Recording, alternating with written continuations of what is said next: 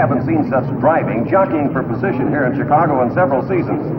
Well, the field is starting to string out. The early leaders are beginning to emerge from the pack. Here comes Cotton Henderson in 95. He's 2 car lengths ahead of Junior Jackson in 37. Into the first turn, Henderson takes that groove high. He's close to the fence, but he rides it around into turn 2. And now he accelerates, coming off of that turn into the back straightaway. Thanks, Duke. Just a moment. I have the time on that last lap for Jerry Morrison. 1 minute 3:02:1. That's an average of slightly over 117 miles an hour. Well, no wonder he's the English champion. That boy is really running today. Uh-oh. There's trouble in the pits. Frankie Randolph in car 15 has just pulled in with clouds of smoke coming from his exhaust. Calhoun. Hi, Mrs. Morrison. What happened to your car? My clutch went out of me. What rotten Jerry luck. Morrison again. He's out to left Charlie Greco. Man, can that Morrison drive. Well, Mrs. Morrison, looks like a real shoe-in for your husband, huh? He's moving up slowly. Both cars are wide open. I can't tell yet if Henderson sees him. Junior's still coming up as they approach the first turn. It looks like he's going to make it. And he does. Here comes that English leadfoot, Jerry Morrison again.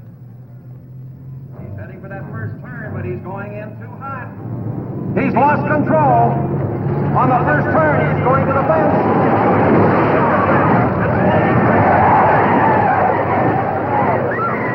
And oh, he's caught fire. It's a sheet of flame. He's trapped in that burning car.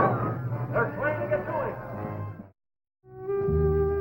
Jerry Morrison, British racing driver, had been killed in a racetrack smash-up. It looked like just another accident until 48 hours after the race. Captain Gray called me off another race and asked me to report to his office at once. My name is Frank Ballinger, Detective Lieutenant, M Squad, a special detail of the Chicago Police. Charlie Milhouse, Lieutenant Ballinger. Milhouse, how are you? How do you do, sir? Mr. Milhouse was Jerry Morrison's mechanic, Frank. How many years you told me you worked for him? 23 years, sir. And I helped prepare every car he ever raced. Brought in this tie rod. He thought it might have been tampered with. Cut halfway through with an axle, that's what I think. What makes you think that, Mr. Milhouse? Well, sir, the tie rod broke for no reason.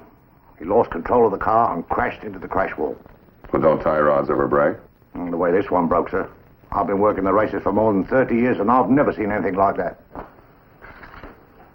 Well, couldn't it have snapped after it hit the wall? It snapped before it hit the wall, sir. Well, anyway, Frank, he asked us to check it out.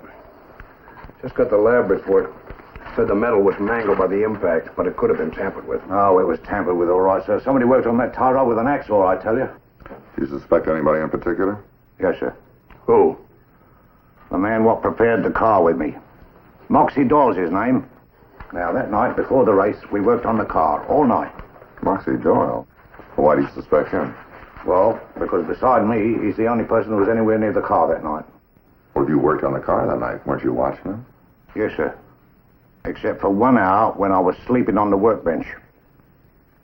Well, you must have a reason for suspecting Moxie Doyle. I mean, a motive. I don't need no motive, sir. Moxie Doyle's the only one could have done it, and he done it while I was sleeping on the workbench. Mr. Morrison have any enemies that you know of? Well, Mr. Morrison was a very rich man, sir, and he made it all himself. Now, nobody makes £300,000 sterling without making some enemies. Well, in that case, wouldn't most of his enemies be in England? How long have you and Mr. Morrison been in this country? Well, I come by boat 2 weeks ago and brought 3 of our sports cars.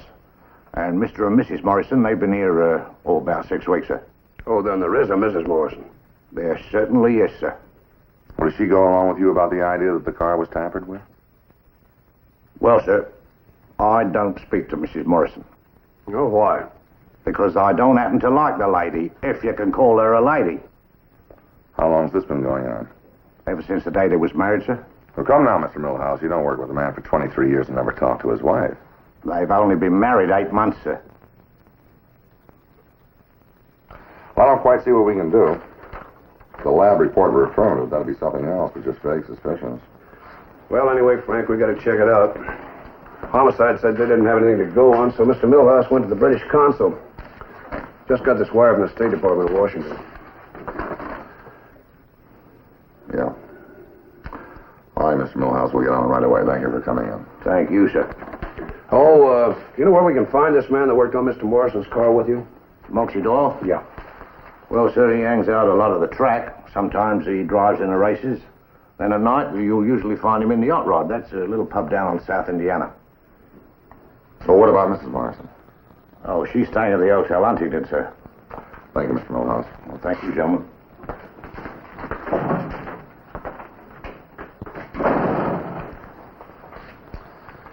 Moxie Doyle. Why don't you try Mrs. Morrison first? Love me? You know I do, baby. Heard any more from that council guy? He won't be back. After I gave him a piece of my mind. I really told him what for. See here, I said, you've got no right coming round annoying poor sorrowing widows with a lot of silly questions. You're a tough little chick, aren't you, huh? A real hard-hearted Hannah. I'm a what? Who is it? Please, Mr. Morrison. Just a moment.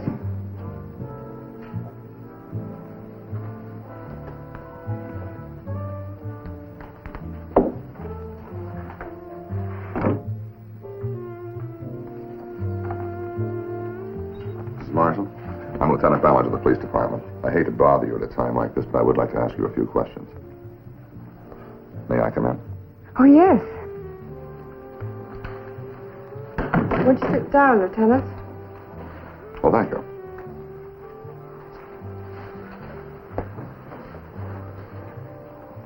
What did you want to talk to me about? Well, I've been asked to investigate your husband's death. I don't think I quite understand. The other day at the coroner's inquest... Yes, I know his death was listed as accidental. Well? We have reason to believe it might not have been an accident. It seems that his car may have been tampered with, which would make it murder. But why? Who'd want to murder Jerry? That's what I hope to find out. Do you know of anybody that hated your husband enough to want him killed? Oh, no, everybody loved Jerry. Is there anybody that you know of that would stand to gain financially by his death? No one, sir. Oh, no. You're positive? Lieutenant, listen to me. Jerry was 48 years old. He'd been racing automobiles for over 20 years. Like I told him just a few weeks ago, he'd been living on borrowed time much too long. Just this last race, I begged him not to enter. Everything was against him. He wasn't well, but he just laughed at me. Racing was his whole life. So, it was no surprise when... Would you care for a cigarette? I don't smoke. Thank you. I don't care for one. Just now.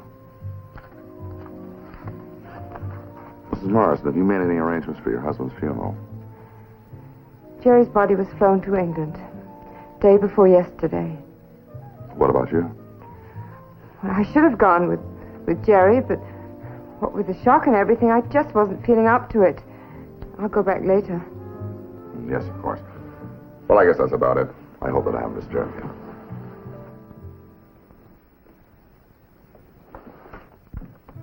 Well, Mrs. Morrison, do you happen to know a man by the name of Moxie Doyle? Moxie Doyle? He's a driver mechanic. Do you know him? No. Thank you, Mrs. Morrison.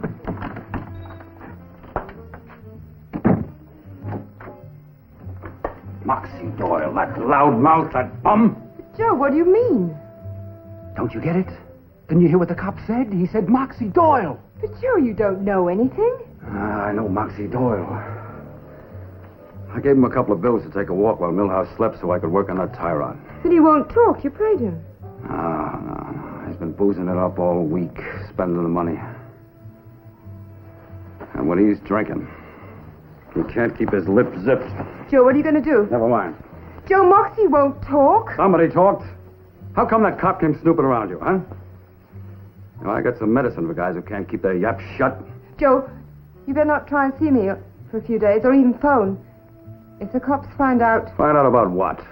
If they find out about you and I were in bad trouble. I'm scared, Joe. You're scared. Why should you be scared? I'm the guy who cut that tire on. And I'm the guy who's going to take care of Moxie Doyle. All right. So you're a big, brave boy. And I'm a scared girl. Now, don't try and see me for a few days. This the brush off? You know I wouldn't walk out on you, Joe. You better not try it, baby. Hmm? Because if you do, I'm going to break that pretty little neck of yours.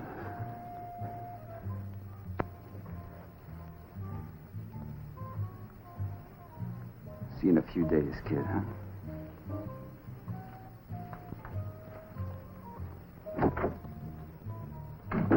Mrs. Morrison's performance as the bereaved widow had somehow not rung quite true, and her confusion and quick cover-up about the cigarettes in the ashtray had seemed uncalled for if she had nothing to hide. But before I did any more checking on her, I decided I better talk to the man who Morrison's mechanic had named as a possible suspect, James Moxie Doyle. I got out to Lakeside Speedway a little late. The 200-lap feature had already started, and Moxie was driving car 42.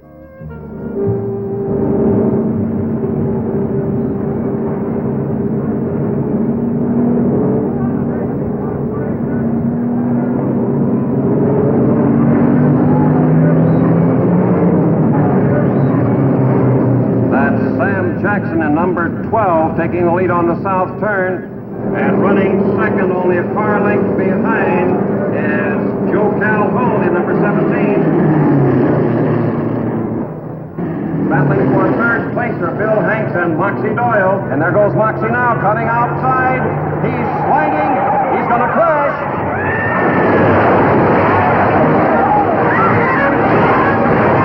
That was that. Fate, or whatever you want to call it, had thrown a block at us. Moxie Doyle was dead on arrival.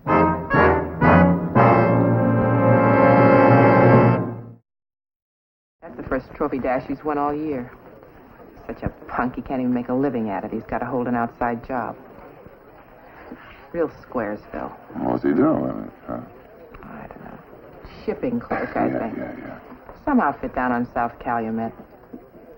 Why Moxie ever got mixed up with a bum like that, I'll never know. You mean him and Moxie was buddy-buddy? Some big deal, I don't know. Like he slipped Moxie 200 clams. I mean, Moxie almost took off and got married. Maybe if we'd gone on down to Hammond like we was talking about. Well, like I told him, that marriage, Jazz, that ain't for me. You know, squalling kids and diapers and dirty dishes in the sink. You know what I mean? Well, I ain't never been married, but I know I think I could put up with the dishes and the diapers. You know, actually, I like kids. But, man, one day when you're hooked in that inside groove, the next thing you're in a crash wall. Well, I ain't no life or, a husband, You know what I mean. Look, Jackie, why give me a hard time? Wasn't my fault Moxie got it. Will you blast off? I didn't run him into the wall. I was way over on the back stretch when he spun out. Look, you were buying him drinks all day. You even gave him a bottle of beer right before the race. Now, I saw you do that. What kind of a pal are you, anyway? You know he couldn't drive for sour apples when he'd been drinking. He was all right until he spun out. Spins out? How do you like that? He's doing great. Just great. Until he breaks his silly neck.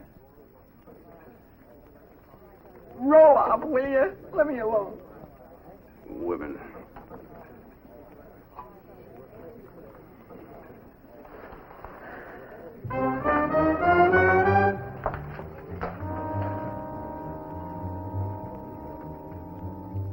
Photo engraving potassium cyanide. The lab confirmed the possibility. Potassium cyanide is used by photo engraving companies. I called the Calumet plant. They told me that Joe Calhoun worked there and that he lived in a rooming house on South Clinton.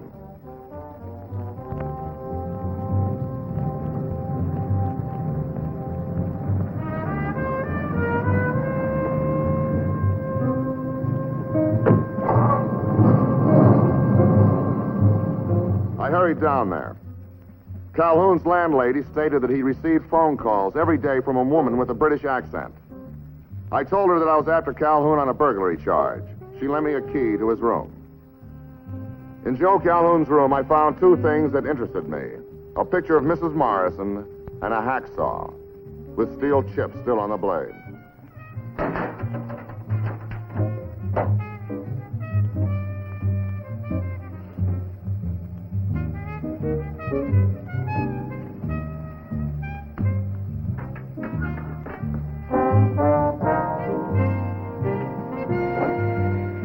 I decided the best thing to do was to turn the saw blade and steel filings over to our lab, where they could be thoroughly analyzed on the spectroscope.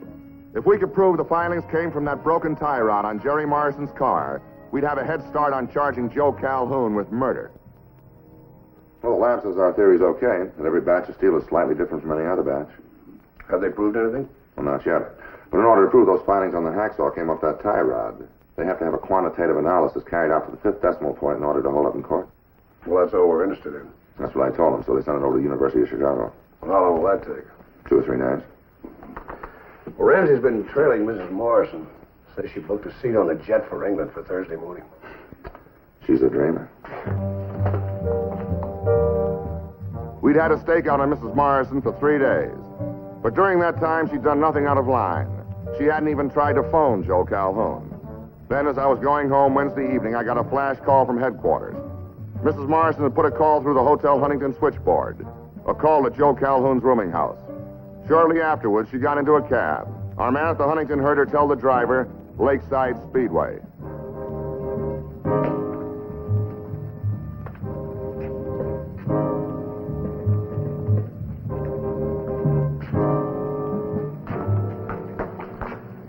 Joe, I had to talk to you. Look, I've got a race in the 3rd heat. I've only got a minute, so make it snappy.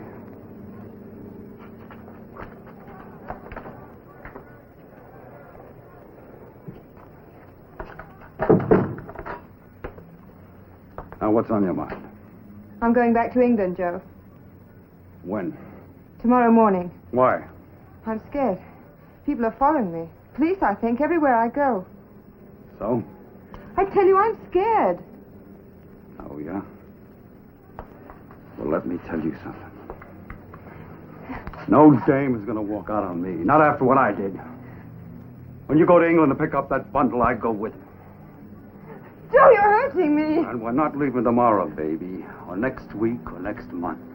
We're going to sit right here until the heat blows off. And then we'll go to England. And we'll go together. Joe, you're hurting me. Now get this. I'm going out and drive that 3rd heat. And you're going back to your hotel room and you're going to sit tight until you hear from me. You got that? Yes, Joe.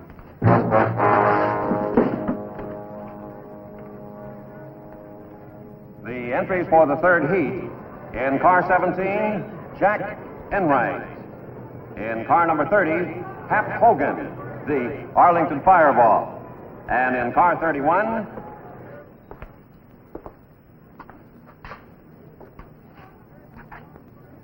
You're not going back to England, Mrs. Morrison. You're coming with me.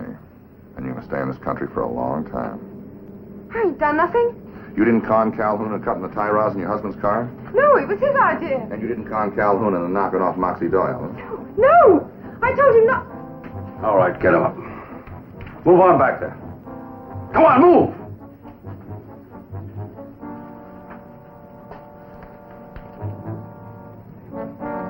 What are you trying to do, Peggy? Please, Talk me into the hot seat? please, Joe. I ain't told him nothing. You little liar. You told him plenty. I heard it all. She didn't have to tell me anything. We got enough to put you in the hot seat without what she said. Now put that gun away. Shut up, copper. Get out of here.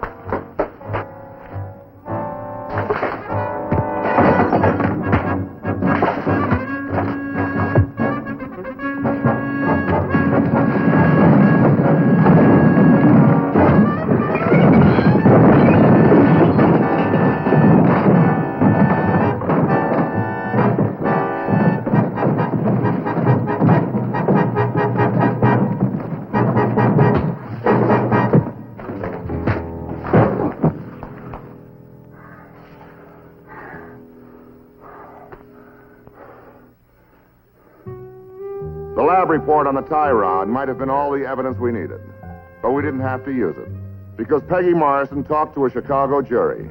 And how she talked. She talked herself right into a long stretch of Stateville. And then she talked Joe Calhoun right into prison for the rest of his natural life.